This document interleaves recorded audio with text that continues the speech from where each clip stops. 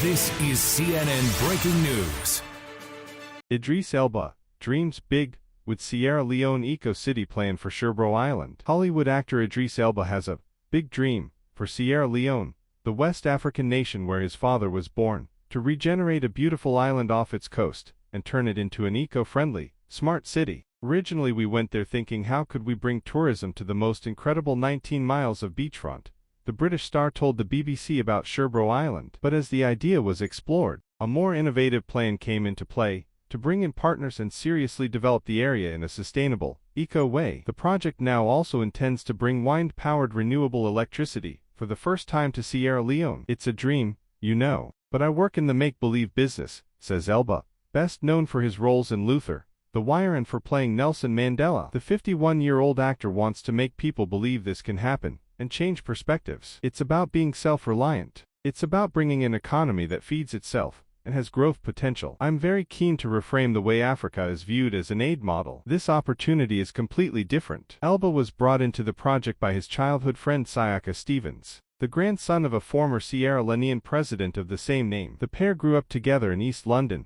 Both have worked as DJs and their paths often cross in the entertainment world. For the last decade, Stevens has been spending more time in Sierra Leone and had initially wanted to establish a boutique hotel there. However, he told the BBC his background in luxury hospitality and entertainment made him quickly realize Sierra Leone wasn't ready for that level of tourism. This is what spurred thoughts of developing Sherbro Island, and with encouragement from a friend who worked on the Saudi Red Sea Enterprise, a tourism megaproject, he approached Elba. 2 years later, Sherbro Alliance Partners, SAP, was born, and in 2019 a deal was struck with the Sierra Leonean government to develop Sherbro, which falls within the home district of current President Julius Maada Bio. We believe that Sherbro Island City will be an economic engine for our country and neighbors, the president said at the time. The island had a population of around 30,000 people in 2013, when the latest available data was recorded, and is approximately 600 sq.km, 230 sq miles. That is a little bigger than the Isle of Man,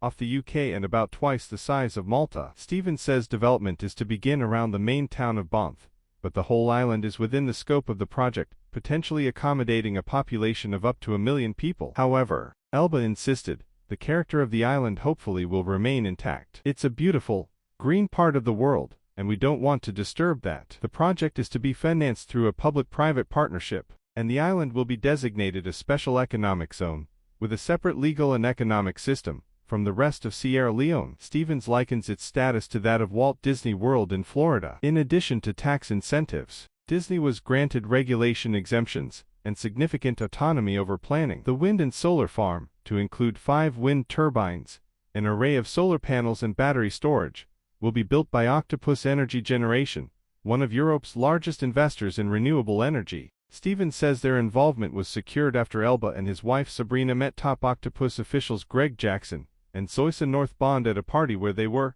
super interested in Sherbro. Octopus said construction was scheduled to begin later this year, though the timing depends on weather conditions. Sierra Leone's rainy season typically runs from May to November. The company says onshore wind and solar power are some of the quickest sources of energy we can build, and the wind farm should be complete in a matter of months. This is an exciting prospect for Sierra Leone, where only 28% of the population currently has access to electricity, and rural areas like Sherbro Island have no mains power. Ems North Bond, Octopus Energy CEO, told the BBC the company was considering 2 ways to distribute power across the island. One was a microgrid. The other was to function as an energy island, enabling local business to bring electric vehicles, both cars and motorcycles, to charge up from on-site battery stations, and then deliver energy to domestic batteries in people's homes. Octopus work on Sherbro Island was a pilot, and would serve as an exercise in data collection, and potentially a model for other parts of Sierra Leone, or elsewhere on the African continent,